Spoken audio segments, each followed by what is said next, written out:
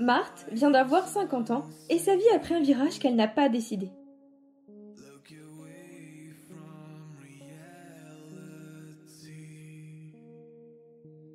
Elle éprouve le syndrome de la page blanche devant son avenir qu'il lui faut écrire seule. Sera-t-elle capable de transformer sa liberté subie en conquête ?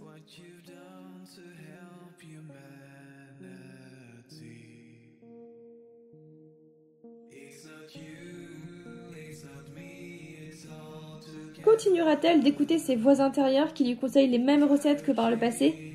Ou bien pourra-t-elle accueillir les messages décapants d'un homme qui la réveille de son sommeil ? Ou ceux de sa voisine, bienveillante et indépendante ?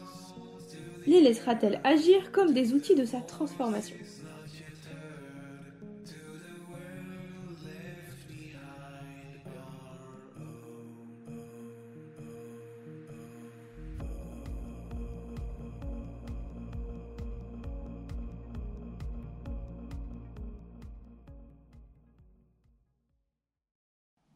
Aloha! J'espère que vous allez bien. Moi, je suis en pleine forme et je suis contente de vous retrouver pour l'épisode du jour qui concerne un ouvrage auto-édité intitulé Not Your Prince Charming par Sylvie Etain. C'est l'histoire d'une cinquantenaire, d'une femme qui a la cinquantaine et qui, du jour au lendemain, se retrouve, entre guillemets, complètement perdue, complètement larguée dans l'existence. C'est-à-dire que depuis toujours, elle est continuellement tournée vers les autres, elle a dédié toute son existence, tout son temps même aux autres, à sa famille surtout, à son mari, à ses enfants, à leur éducation, à leurs activités, à ce que leurs enfants mangent bien. C'était une femme au foyer et à l'aube de ses 50 ans, son mari prend et décide et demande et fait imposer le divorce. Un peu du jour au lendemain, sans aucun espèce de signe annonciateur. Et notre héroïne principale, Marthe, prend ça en pleine tronche et doit vivre avec. Autant dire que c'est un véritable parcours du combattant qui l'attend, parce que elle qui a toujours dédié sa vie aux autres, se voit d'un seul coup maître de ses actions, maître de son destin, maître de son avenir, et elle doit prendre des décisions pour elle-même. C'est une nouvelle expérience pour elle, parce que comme elle a toujours agit pour les autres, voilà qu'on lui demande maintenant, en tout cas la vie lui demande, d'agir pour elle toute seule. C'est une lecture que j'ai beaucoup aimée, il y a plusieurs points qui m'ont bien plu, quelques autres tout petits qui m'ont déplu, et je vais vous expliquer ça tout de suite. La première chose, c'est que c'est une écriture qui est pleine d'humour et de sentiments. Donc l'héroïne principale, Marthe, une femme de 50 ans qui est en pleine forme, etc., qui en veut à la vie, qui la mort à pleines dents, qui se dévoue, qui est vraiment très dévouée, qui est vraiment une femme très dévouée, très attentionnée. D'un seul coup, elle accuse le coup d'un divorce, d'une vie de couple. Sans crier gare, ça lui tombe dessus. Je me suis tout de suite sentie attachée à elle, malgré la différence d'âge, parce que voilà, moi j'ai plus la vingtaine d'années que la cinquantaine, mais je me suis attachée à elle parce qu'elle est pleine de surprises finalement. C'est un personnage qui est très authentique. On sent que l'auteur a su la rendre réelle en fait.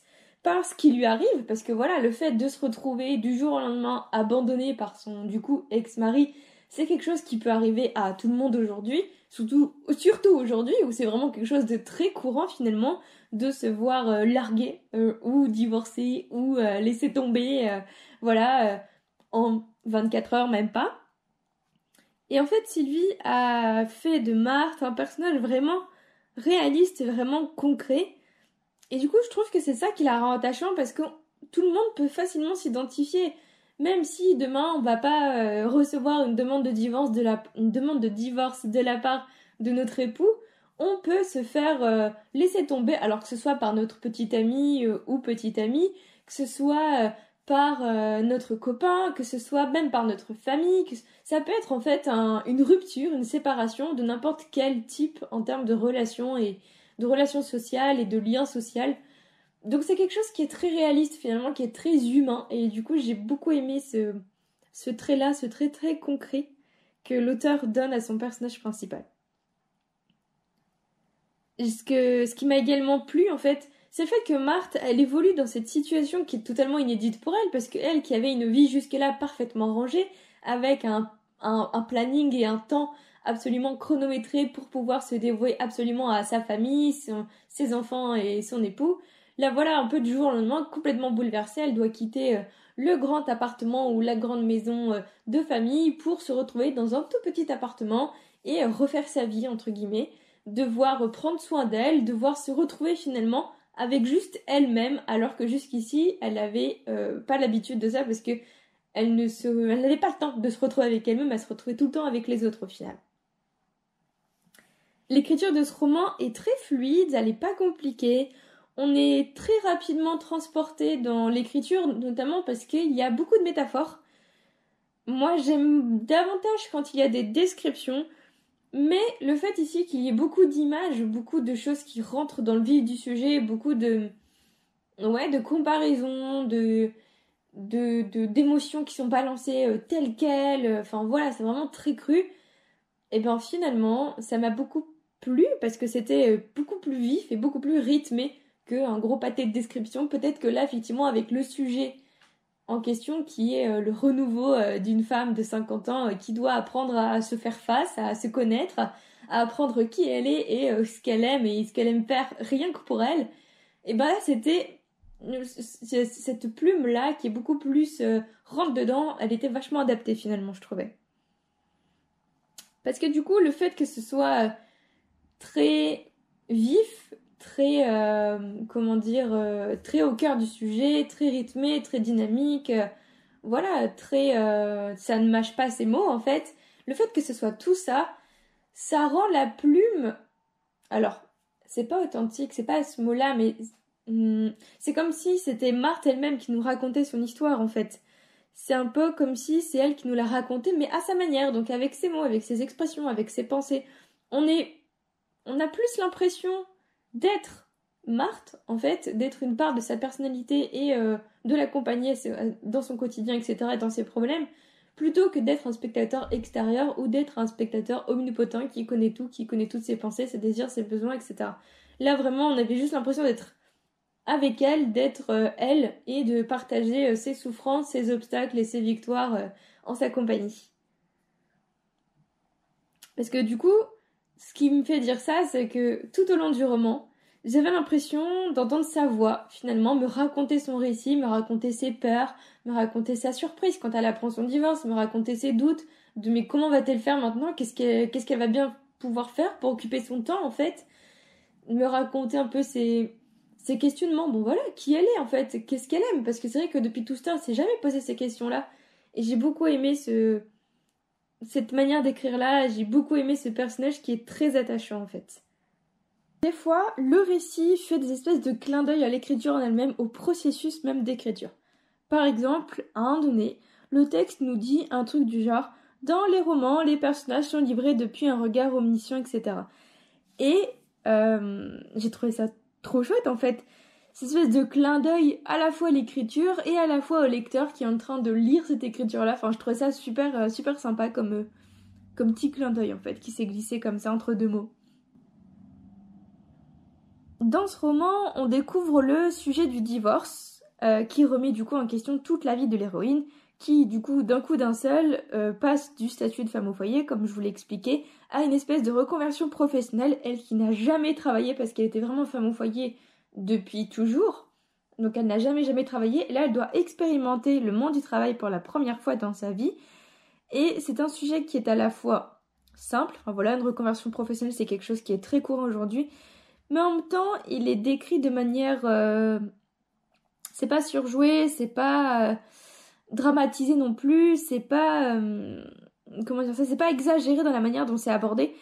C'est appréciable parce que du coup, on a l'intime impression d'être vraiment au cœur d'une histoire familiale qui est très authentique, qui est très sincère et qui est très vraie, en fait. Encore une fois, vraiment le trait réaliste de ce roman est très touchant, en fait, au final.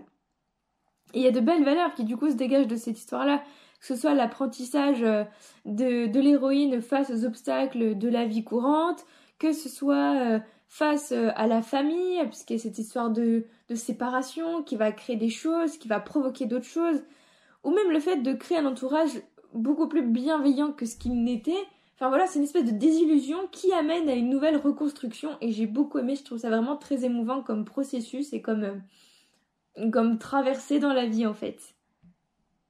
Bon, 2-3 petites choses m'ont déplu finalement dans ce roman. Ce n'est pas grand chose, mais voilà, je tenais quand même à le dire. Encore une fois, je le répète, mon avis est très subjectif, très personnel. Donc si ça se trouve, c'est des éléments, des détails qui ne vont pas forcément plus vous déranger que ça. Moi, je les ai relevés parce que voilà, ils m'ont un petit peu gênée, si je puis dire. Il y avait des éléments qui, selon moi, n'étaient pas forcément nécessaires à la narration. Par exemple, le fait d'avoir des scènes très développées avec les enfants de l'héroïne, quand ils partagent un repas ou une autre situation, quand ils partagent une nouvelle qu'ils viennent d'apprendre, etc.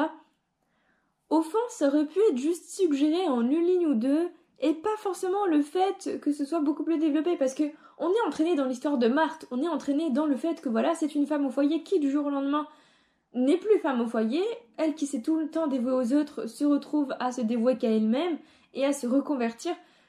Et du coup, je me suis dit que c'était pas forcément nécessaire qu'on gratte autant dans sa sphère familiale, en tout cas auprès de ses enfants, chez qui le divorce ne provoque pas non plus moult remous au final. Donc, pour moi, c'était pas absolument primordial que ces personnages secondaires-là soient aussi présents dans le récit. Et le deuxième petit détail qui m'a gênée, qui m'a même frustrée pour être plus précise, c'est toute la reconstruction de l'héroïne qui se fait aussi donc sur une reconstruction à la fois professionnelle mais aussi de vie personnelle, vraiment une reconstruction identitaire, une quête identitaire. J'ai été frustrée par la fin qui est une fin finalement très ouverte parce que après l'avoir accompagnée dans toute son évolution, dans toute sa désillusion, dans tous ses chagrins, ses désirs, ses victoires, ses petites victoires, et puis elle monte les obstacles les uns après les autres. Après tout ça, on a une fin qui est très ouverte, comme je le disais, très suggérée. Enfin voilà, elle n'est pas très précise et je trouve ça dommage parce que au vu de tout ce qu'on est amené à suivre au cours du roman, j'aurais bien aimé que ces quelques lignes de fin soient davantage explorées, davantage développées, alors qu'elles ont été juste très rapidement sous-entendues. Après voilà, c'est à chacun et chacune d'imaginer la suite et d'imaginer la fin qu'on souhaite. Ça sert une fin ouverte. Mais moi ça m'a frustrée parce qu'on avait vraiment toute la construction qui était faite et ça devait être un peu l'apothéose du truc et c'est juste à peine suggéré. Enfin, c'est très ouvert. Et du coup, c'est un espèce d'arrière-goût de trop peu qui m'est resté dans la bouche à la fin de cette lecture. Malgré tout, j'ai énormément apprécié cette lecture. Je vous la conseille, n'hésitez pas à aller sur Amazon, elle est disponible. Je vous mettrai comme d'habitude le lien dans la description du podcast. Je vous remercie de votre écoute et puis je vous dis à la semaine prochaine pour un nouveau retour de lecture. Salut!